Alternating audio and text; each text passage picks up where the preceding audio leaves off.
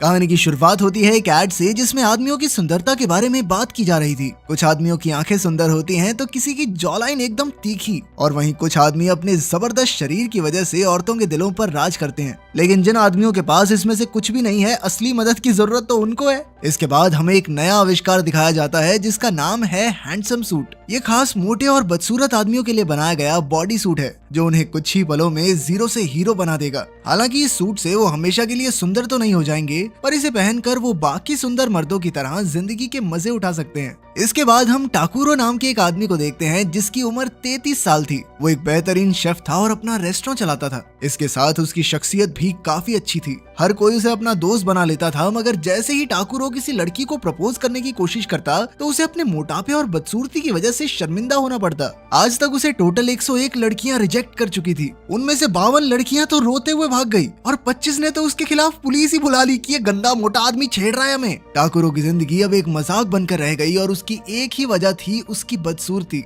एक दिन टाकुरो अपने रेस्टोरेंट में काम कर रहा था कि तभी हिरोको नाम की एक खूबसूरत लड़की उसके पास आई। वो उसके रेस्टोरेंट में वेट्रेस की नौकरी करना चाहती थी। टाकुरो उसे देखते ही लट्टू हो गया और बिना उसका रेज्यूमे देख के हाँ कर दी, क्योंकि उसका मानना था कि ये सुंदर लड़की यहाँ काम करेगी, सारा दिन दिल लगा रहेगा, मजे ही मजे। जब भी हिरोको उसकी ओर देखती तो टाकुरो को लगता कि वो अपने प्यार का इजहार कर रही है। फिर एक दिन एक बूढ़े आदमी ने हिरोको से पूछा कि वो इसी रेस्टोरेंट में नौकरी क्यों कर रही है, जबकि शहर में इससे कहीं अच्छे अच्छे रेस्टोरेंट भी हैं और वहाँ भी उसे काम मिल ही जाएगा। तब हिरोको ने कहा कि वो कुछ महीने पहले अपने पिता के साथ यहाँ आई थी। तब एक आदमी फ्री में खाना खाते हुए पकड़ा गया, पर टाकुरो ने उस पर गुस्सा करने की बजाय कहा कि कोई बात नहीं भाई, धीरे धीरे करके पैसे दे देना। टाकुरो की अच्छाई ने हिरोको का दिल छू लिया था और इसीलिए वो इस रेस्टोरेंट में नौकरी करने आ गई। ये कहानी सुनकर बूढ़े आदमी को लगा कि इस लड़की के साथ टाकुरो का टांका भिड़ सकता है। उधर टाकुरो अपने दोस्त हिसाए और टोडो के साथ था। टाकुरो ने सोचा कि हो सकता है मुझे ऐसे ही लगता हो कि मैं बदसूरत दिखता हूँ, तो उसने अपने दोस्तों से पूछा कि क्या वो सच में इतना बदसूरत है।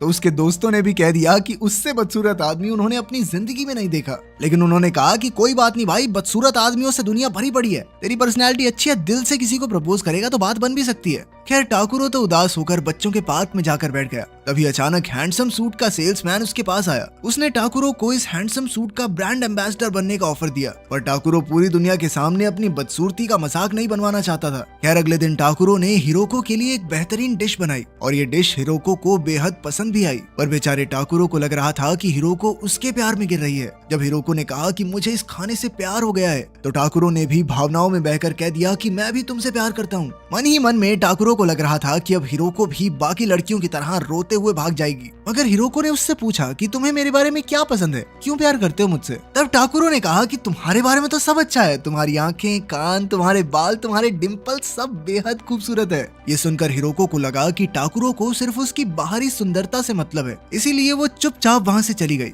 अब टाकुरो 102 लड़कियों से रिजेक्ट होने के बाद बेहद दुखी था। फिर अगले दिन वो हैंडसम सूट स्टोर पहुंचा और वहाँ के मैनेजर से मिला। पहले तो वो इस पेंगुइन जैसे सूट को देखकर डर गया। वो यहाँ से भागने ही वाला था कि तभी मैनेजर और मालिक ने कहा कि भाई देख ले, अपनी किस्मत को लात मार रहा तू। जिसके बाद आखिरकार टाकुरो ने उसे इस्तेमाल करके देखने का फैसला किया। उसने सूट पहना तो मानो जादू ही हो गया, क्योंकि टाकुरो अब एक बेहद हैंडसम आदमी बन गया था। अपने चेहरे पर जॉ लाइन देखकर तो उसके होश ही उड़ गए। इसके बाद उसने और भी तरह तरह के सूट पहनकर देखे और अंत में वही सूट खरीदा जिसमें वो सबसे हैंडसम लग रहा था। तब मैनेजर ने उसे सूट में लगे हुए एक स्पेशल बटन के बारे में बताया जिससे उसकी आवाज भी बदल सकती है। फिर टाकुरो ने एकदम मेरी तरह भारी और नशीली आवाज सुनी ताकि लड़कियां उसकी दीवानी हो जाएं। मुझे तो कोई नहीं मिल रही। और अंत में उसने अपना एक नया नाम भी रखा, हिकारियामा, क्योंकि उसके शरीर के साथ उसका नाम भी सुंदर होना चाहिए। जाने से पहले मैनेजर ने उसे कहा कि इस सूट का राज सबसे छुपा कर रखना होगा और साथ ही उसने ये भी कहा कि सूट पहनकर गर्म पानी से दूर रहना, वरना सूट 2 मिनट में बाहर आ जाएगा। अब सुंदर होते ही टाकुरो को लोगों ने पसंद करना शुरू कर दिया था। जो लड़कियां पहले उसे देखकर मुंह चढ़ा लेती थी, वही उसे देखकर मुस्कुरा रही थी। कई जवान लड़कियां तो उसकी दीवानी ही हो गई। तभी टाकुरो एक मॉडलिंग मैनेजर से टकरा गया। अब वो मैनेजर चाहता था कि टाकुरो उसकी कंपनी के लिए मॉडलिंग करे। खैर अगले दिन टाकुरो बदसूरत बनकर बैठा था कि तभी मोटोए नाम की एक लड़की रेस्टोरेंट में आई। वो हिरोको की जगह वेट्रेस की नौकरी के लिए आई थी, लेकिन सब कहने लगे कि ये भैंस यहाँ पे काम करेगी तो कस्टमर भाग जाएंगे। मगर टाकुरो ने कहा कि वेट्रेस बनने के लिए खूबसूरत होने की कोई जरूरत नहीं है। ये देखकर मोटोए भी हैरान थी, क्योंकि आज तक उससे किसी ने इतने अच्छे से बात नहीं की थी। फिर अगले कुछ दिनों में मोटोए ने अपनी मेहनत से सबका दिल जीत लिया, पर टाकुरो की ही तरह उसे भी कोई सुंदर नहीं समझता था। जब वो टाकुरो टाकुरो के साथ होती तो वो मजाक मजाक में उसके साथ प्यार भरी बातें करती। टाकुरो को भी वो अच्छी लगती थी, मगर एक दोस्त की तरह, प्यार व्यार नहीं था उससे। खैर, एक हफ्ते बाद वो मॉडलिंग एजेंसी के मैनेजर से मिला। हालांकि आज उसका पहला फोटोशूट था और उसे पोज करना भी नहीं आता था, पर उसकी खूबसूरती के कारण सभी उसकी तारीफों के पुल बांध रहे थे। फिर शूट के बाद उसकी मुलाकात सुपर मॉडल रायका से हुई। रायका को लगा कि ये कैसे काम करेगा, इसे कुछ आता जाता तो है नहीं। पर फिर टाकुरो ने अपनी पर्सनैलिटी से उसका भी दिल जीत लिया। आज रायका को जिंदगी में पहली बार कोई पसंद आया था, इसीलिए उसने शाम को टाकुरो को अपने दोस्तों के साथ खाने पर बुलाया। रात को जब टाकुरो उसके घर पहुंचा तो उसने देखा कि रायका के दोस्त कोई और नहीं बल्कि उसी के खास दोस्त हिसाए और टोडो थे। अब टाकुरो ने बेहतरीन डिशेस बनाकर सबके होश उड़ा दिए, मगर बाद में अचानक उसकी आवाज बदल गई और फिर टोडो को लगा कि वो टाकुरो है। लेकिन फिर उसने सोचा कि इतना सुंदर आदमी टाकुरो कैसे हो सकता है। उधर टाकुरो भी हिकारियामा होने का नाटक करते करते थक चुका था और अब वो कुछ अच्छे से खाना चाहता था। उसने देखा कि मोटोए रेस्टोरेंट में उसकी मदद के लिए रुकी हुई थी। उसने टाकुरो के लिए एक रिस्ट बैंड बनाया था जिसमें उसकी पसंद के गाने भी चलते थे। ये देखकर टाकुरो को काफी खुशी हुई। फिर उन्होंने ढेर सारी बातें की और अचानक उन्होंने एक दूसरे का हाथ छू लिया। इससे उन दोनों के दिलों में एक अलग सी खुशी पैदा हुई, पर दोनों ने ही इसे नजरअंदाज करके आगे बातें करना शुरू कर दिया। इसके बाद हम देखते हैं कि टाकुरो मॉडल बनकर काफी सारे शूट्स करने लगा था। वो हर एड में दिखता था और शहर में जगह जगह उसके पोस्टर लगे थे।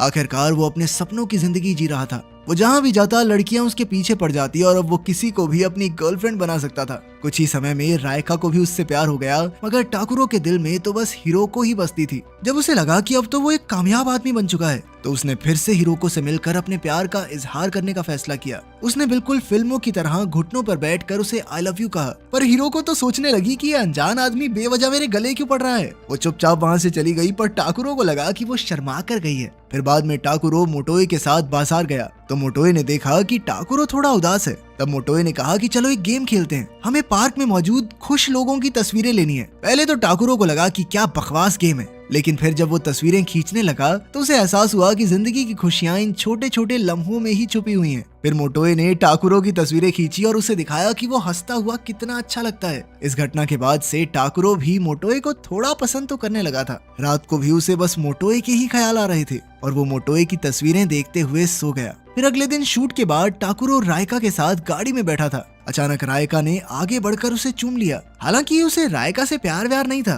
मगर फिर भी भाई 23 का हो गया था, आज तक एक लड़की नहीं मिली थी, तो वो पहली बार किसी लड़की के साथ गुलू गुलू करने का मौका खोना नहीं चाहता था। फिर वो दोनों एक साथ समय बिताने के लिए रायका के घर चले गए, लेकिन पूरा समय टाकुरो के दिमाग में बस मोटोए के ही ख्याल थे। अचानक उसने रायका को रोकते हुए कहा कि मुझे पहले नहाने जाना है, लेकिन टाकुरो ये भूल गया कि वो हैंडसम सूट पहनकर गर्म पानी में नहीं भीग सकता। इसी गलती की वजह से उसका सूट शरीर से उतर गया और वो फिर से मोटा और बदसूरत हो गया। अब वो जैसे तैसे रायका से छुप कर वहाँ से भाग निकला। फिर अगली सुबह वो स्टूडियो में रायका से मिला तो वो बेहद गुस्से में थी। आज तक कोई आदमी उसे बीच में छोड़कर नहीं गया था और इसीलिए अब वो टाकुरो को और ज्यादा चाहने लगी थी। इस मुसीबत से बचने के लिए टाकुरो ने कहा कि उन्हें जल्दी नहीं करनी चाहिए, धीरे धीरे आगे बढ़ते हैं। खैर, बाद में मैनेजर ने टाकुरो को बताया कि उसे फैशन शो में रैंप वॉक के लिए चुन लिया गया है। इस शो से वो पूरे देश में मशहूर हो जाएगा और उसे बड़े बड़े ब्रांड्स के ऑफर आएंगे। इसके बाद टाकुरो को शूट के लिए गर्म पानी से नहाना था, मगर पानी देखते ही टाकुरो तो बहाने बनाकर भाग निकला। सबने उसकी बात पर विश्वास भी कर लिया, पर एक मॉडल था जो टाकुरो की सफलता से जलता था। उसे टाकुरो पर शक हो गया कि कुछ तो गड़बड़ जरूर है। फिर रात को टाकुरो ने अपने जन्मदिन की एक शानदार पार्टी रखी जिसमें बहुत सारे लोग आए थे।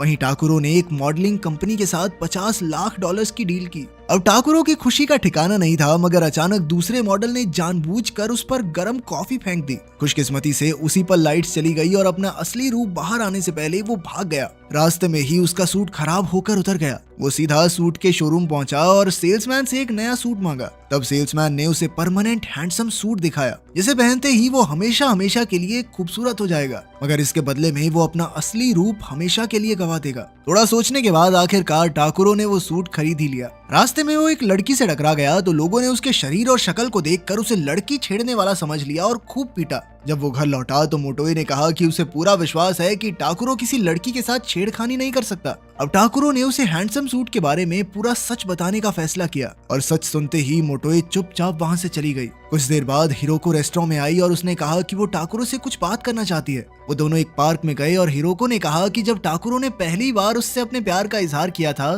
तो वो बेहद खुश हुई थी, मगर टाकुरो को लगा कि हिरोको उसका मजाक उड़ा रही है। इसीलिए उसने परमानेंट हैंडसम सूट पहनकर सबको उनकी औकात दिखाने का फैसला कर लिया। अगले दिन फैशन शो था, पर वो तो सिर्फ मोटोए के बारे में सोच रहा था। उधर मोटोए सड़क पर एक बाइक से टकरा गई और उसे गहरी चोट लगी। जब टाकुरो को इसकी खबर मिली तो वो वहीं जम गया। उसकी रैंप वॉक की बारी आई, मगर वो चल ही नहीं पा रहा था। आखिरकार उसे एहसास हो गया कि उसे ये चकाचौंध वाली जिंदगी चाहिए ही नहीं। असली खुशी तो उसे तब मिली थी जब वो मोटोए के साथ बाजार में था। अब वो शो छोड़कर भाग निकला, पर उसका परमानेंट सूट उतर ही नहीं रहा था। आखिरकार वो जैसे तैसे उस सूट को बीच में से काट कर बाहर आया। अंत में वो फटाफट हॉस्पिटल पहुंचा तो पता चला कि चोट मोटोए को नहीं बल्कि बाइक वाले को लगी थी। मोटोए को सही सलामत देखकर उसकी खुशी का ठिकाना नहीं था। लेकिन फिर अचानक टाकुरो के पैरों तले जमीन खिसक गई। जब मोटोए ने अपना फैट सूट निकाला तब यह खुलासा होता है कि मोटोए असल में हिरोको ही थी। हमेशा से लोग उसे उसकी सुंदरता के लिए पसंद करते थे, इसीलिए वो मोटी बनकर देखना चाहती थी कि कोई उसे सच्चा प्यार करेगा या नहीं।